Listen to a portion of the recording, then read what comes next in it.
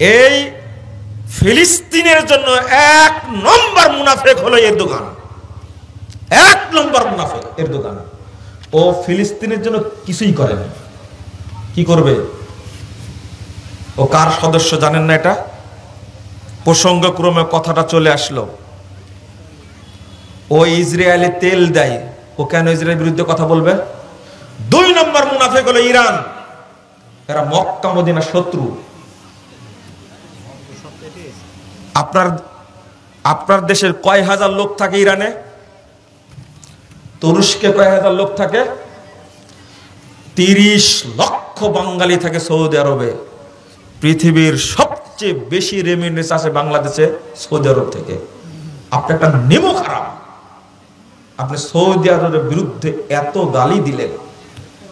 তুরস্ক থেকে ইসরায়েলে ফ্লাইট যাতায়াত করে, কিন্তু সৌদি থেকে কি ইসরায়েলে ফ্লাইট যাতায়াত করে? মুনাফিকি করবেন না, খবরদার। আরে জীবন কত দিনের? জীবন কত দিনের?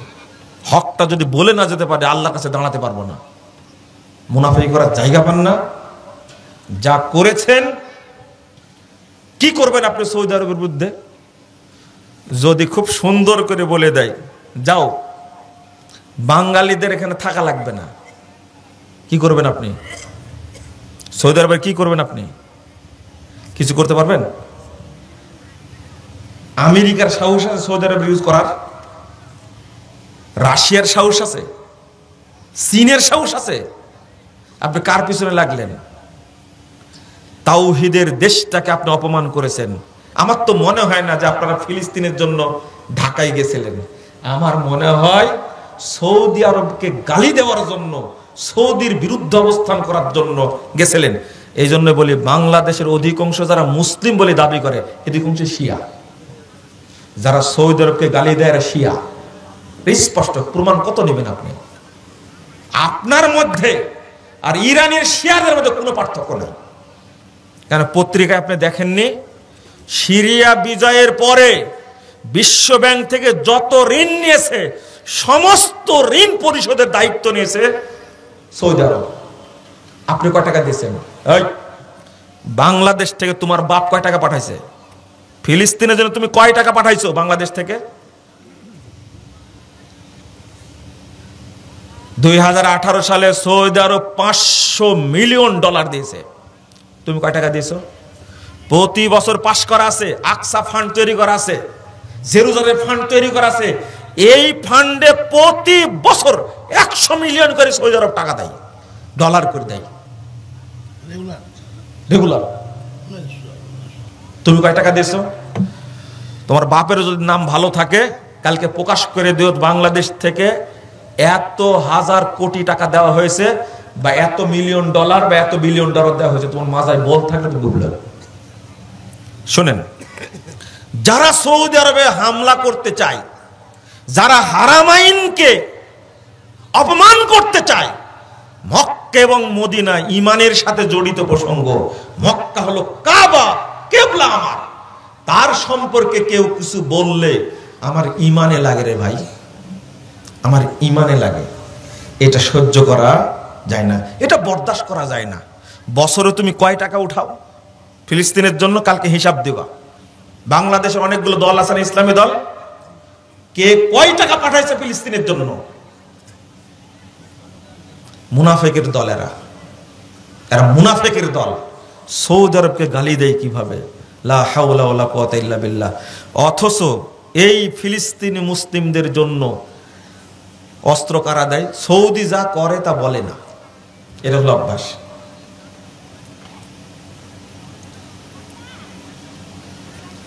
আপনারা কি জানেন বাদশাহ আব্দুল্লাহ যখন বেঁচে ছিলেন সৌদি আরবে বাংলাদেশ সুনামি হয়েছিল না? হয়েছিল? আপনারা জানেন এই আব্দুল্লাহ কত টাকা দিয়েছিল আইলার জন্য, সুনামির জন্য? তখন মনে ফখরুদ্দিন ক্ষমতায়, তাই না? ফখরুদ্দিন ক্ষমতায় তখন। আপনি চিন্তা করতে পারছেন তখন 9,900 কোটি ডলার দিয়েছে তখন। জানতেন? আমরাই জানতে পেরেছি 10 বছর পরে যে বাদশাহ আব্দুল্লাহ এই আইলার জন্য টাকা দিয়েছিলেন, কিন্তু মাইরি খাইছে তো সব, তাই না? জানবে কি করে? যদি জানতে পারে সৌদি সরকার এত কোটি টাকা দিয়েছে, তাহলে মানুষ হিসাব চাইবে কোথায় গেল এটা। হিসাবটা হেরফের হতে পারে, কিন্তু বড় একটা ফান্ড দিয়েছে গোপনে সৌদি সরকার। এই সৌদি সরকার বাংলাদেশের জন্য পাঠাইছে, কিন্তু বাংলাদেশের মানুষ এটা জানেই না।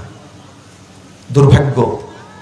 আমি কথাগুলো খুব কষ্টের সাথে, কালকে ব্রাহ্মণবাড়িয়ার আহলে হাদিস মসজিদটা যেভাবে ভেঙ্গেছে আপনারা দেখেননি? লা হাওলা ওয়ালা কুওয়াতা ইল্লা বিল্লাহ। কারা ভাঙলো এটা, তাই না? এই বাংলাদেশের ইসলামী দলগুলো ভাঙছে। হানাফি বাংলাদেশে আছে? দেখেন তো কি বলছে। বাংলাদেশে কোনো হানাফি নাই। হানাফি থাকলে কেউ মসজিদ ভাঙতো না। হানাফি নাই, হেফাজত আছে। কি আছে? জামাত ইসলাম আছে, আছে না? চরমনায় আছে না? বিদাতির আছে না? সব মিলে হেফাজত, ইসলাম হেফাজত করবে যাদের কাছে মন্দির হেফাজতে থাকে, কিন্তু মসজিদ হেফাজতে থাকে না। হ্যাঁ, মন্দির পাহারা দিছে, এটা মুরব্বী দেখছেন? মাশাআল্লাহ, মন্দির পাহারা দিছে। আপনি একটু খেয়াল করেন, কত দুঃখের বিষয়, কত কষ্টের বিষয়। একজনও কথা বলেনি। কে কথা বলেছে? আমার কাছে একটা মেসেজ দিয়েছে, ওই যে পিচ্ছে এক বক্তা আছে না, রফিকুল ইসলাম, সে নাকি একটা স্ট্যাটাস দিয়েছেন। স্ট্যাটাস দিয়েছেন এই মর্মে যে মাসালাগত ইখতিলাফ থাকতে হবে পারে, কিন্তু মসজিদ ভাঙার অনুমতি কে দিল? এই ধরনের একটা কথা নাকি বলেছে। জাযাকাল্লাহ খায়র, জাযাকাল্লাহু খায়র বলেছেন, ভালো। কিন্তু ভাইরাস বক্তা আর আছে না আপনাদের? এই ভাইরাসগুলো কোথায় গেছে? এদের সবার মৌন সম্মতি আছে যে আহলে হাদিস মসজিদ সব ভেঙে দাও, বাংলাদেশে যেন না থাকে। কত বড় বড় ভাইরাস বক্তা আছে, কেউ কোনো কথা বলেনি। দুর্ভাগ্য। মন্দির পাহারা দেয় আর আহলে হাদিস মসজিদ ভাঙে। এরা কি মুসলমান? এদেরকে যে মুসলমান মনে করে, সে কি মুসলমান? যারা মসজিদ ভাঙে তাদেরকে যে মুসলমান মনে করে, সে কি মুসলমান? প্রশ্ন আসে না, প্রশ্ন আসে না। হ্যাঁ, উত্তর দিয়েছেন আপনি। এরাই হলো বাংলাদেশে ইসরায়েল। এরা ইসরায়েল। কি আশ্চর্য! এরা হলো আব্রাহার বংশধর। কার বংশধর? আব্রাহার বংশধর। এদের সবাইকে আল্লাহ ধ্বংস করুক, বলেন আমিন। এদের জন্য কোনো পজিটিভ দোয়া নাই, এদের জন্য বদদোয়া।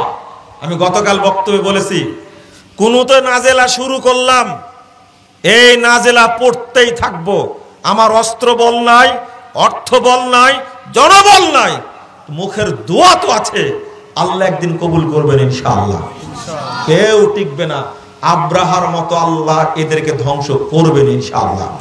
হয় তওবা করবে, না হলে ধ্বংস হবে। দুইটা পথ, হয় তওবা না হলে কি ধ্বংস হতেই হবে। ধ্বংস। তোমরা আল্লাহর ঘর ভেঙেছো। হিন্দু গির্জা তৈরি করে, মণ্ডপ তৈরি করে পূজা করে, খ্রিস্টান গির্জা তৈরি করে পূজা করে, কাদিয়ানীরা মসজিদ তৈরি করে পূজা করে, শিয়ারা মসজিদ তৈরি বসবাস করে। আর বাংলাদেশে আহলে হাদিসরা মসজিদ তৈরি করে ইবাদত করতে পারবে না? পারবে ইনশাআল্লাহ। আগামী দিনে একটা দোয়া আল্লাহর কাছে করি, আল্লাহ তুমি এই বাংলাদেশে মসজিদ যারা ভাঙ্গে তাদের অস্তিত্ব তুমি বাংলাদেশে রেখো না, বলেন আমিন। তাদের অস্তিত্ব দেখতে চাই না। আল্লাহ যেন এদেরকে ধ্বংস করে। বহু জাতিকে আল্লাহ ধ্বংস করেছে। আব্রাহাকে তুমি যেভাবে ধ্বংস করেছো, আল্লাহ তুমি যারা মসজিদ ভেঙে দেয় তুমি ওইভাবে ধ্বংস করে দাও, বলেন আমিন। বলেন।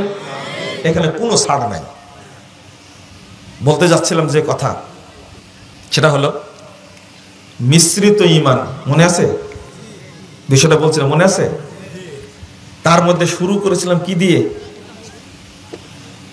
ঈমানের একটা অংশ আল্লাহ রাব্বুল আলামিন বলছেন, ওমা ইউমিনু আকসারুহুম বিল্লাহ ইল্লা হুম মুশরিকুন। সূরা ইউসুফ 106 নম্বর আয়াত। যারা আল্লাহর প্রতি ঈমান এনেছে তাদের অধিকাংশই কি মুশরিক। আল্লাহর প্রতি ঈমান আনলে কি হয়?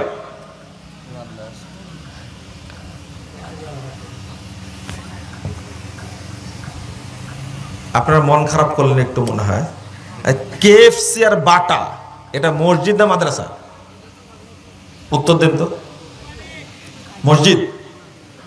কেএফসি কোম্পানিতে না ইতিমখানা? এত ভাঙলেন, গ্রেফতার হলো না?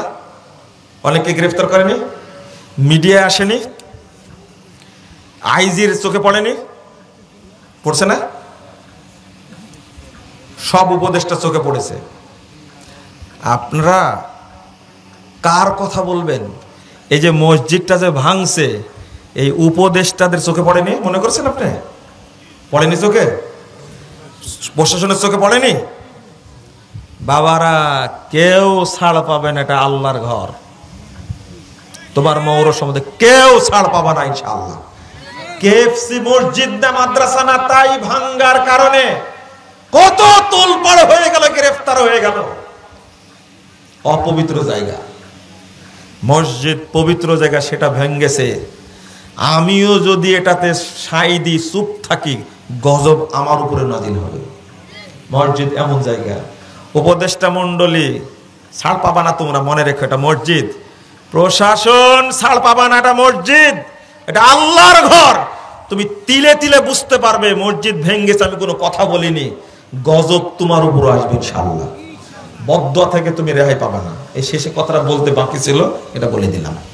কেউ রেহাই পাবে না, কেউ রেহাই পাবে না ইনশাআল্লাহ, কেউ রেহাই পাবে না। আল্লাহ কাউকে ছাড় দেবে না। বাংলাদেশের বুকে গর্বের সাথে আপনারা বলেন 95% মুসলিমের দেশ এটা। 95% মুসলিমেরা। কত পার্সেন্ট মুসলিম এই বক্তব্যে বুঝবেন আপনারা।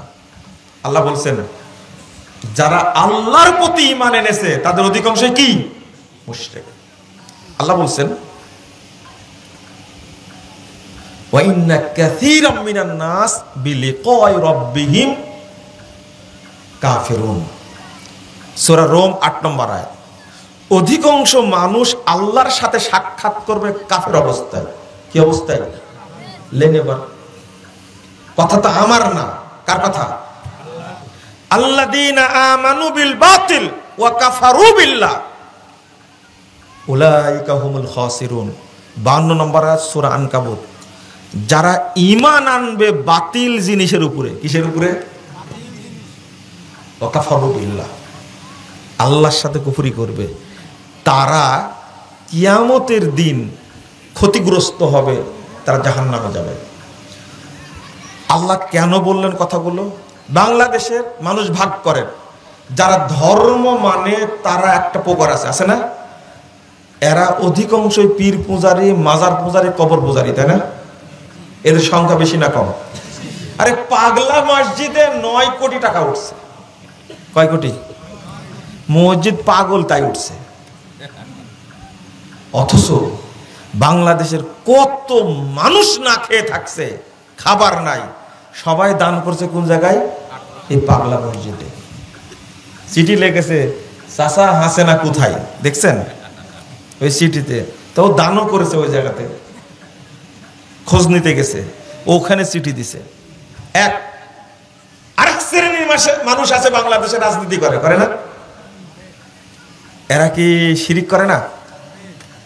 শিরিক শুধু করে, এরা শিরিক উৎপাদন করে। যত দল রাজনীতির সাথে জড়িত আছে সবাই শিরিক চাষ করে, সবাই। বুঝেননি মনে, তাই না? খাম্বা পূজা করে না? প্রত্যেক দল নির্বাচনী প্রচারণা শুরু করে কোথায় থেকে? মসজিদ থেকে না মাজার থেকে? মাজার থেকে না? এরা কি মুশরিক না? বুঝেননি তাহলে লোক থাকলো আর। এই জন্য আল্লাহ বলছেন যারা আল্লাহর প্রতি ঈমান এনেছে তাদের অধিকাংশই কি? মুশরিক। আল্লাহ বলছেন মুশরিক কিভাবে হলো? যত মানুষ এই যে স্মৃতিসৌধে গিয়ে নীরবতা পালন করে, তারপরে খাম্বার কাছে গিয়ে নীরবতা পালন করে না? আপনারাও তো করেন। যারা রাজনীতি করে তারা করে, তাই না? ভোট দেয় কারা? তাহলে উত্তর দেন। ভোট আপনারা দেন না, তাই না? ভূত আসে। হ্যাঁ, বিগত 16 বছর ভোট দেখেছেন না? ভোট কেন্দ্রে জানেনি, কিন্তু ভোটের বাক্স ভর্তি। বলছে সারা পৃথিবীতে 2024 সালে 7 জানুয়ারির মতো নির্বাচন, এরকম বিশুদ্ধ ফ্রেশ নির্বাচন কোথাও হয়নি। আমার মনে হয় শয়তানের দাঁত একটাও নাই। ও হাসতে হাসতে দাঁত ফেলে দিছে।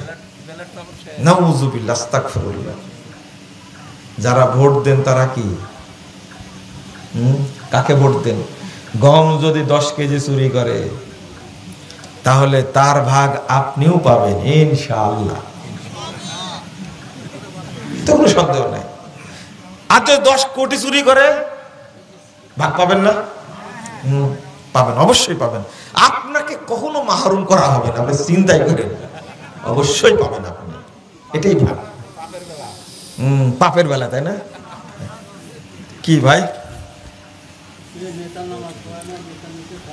আরে থামেন না, নামাজ পড়া শিখাচ্ছি, একটু থামেন।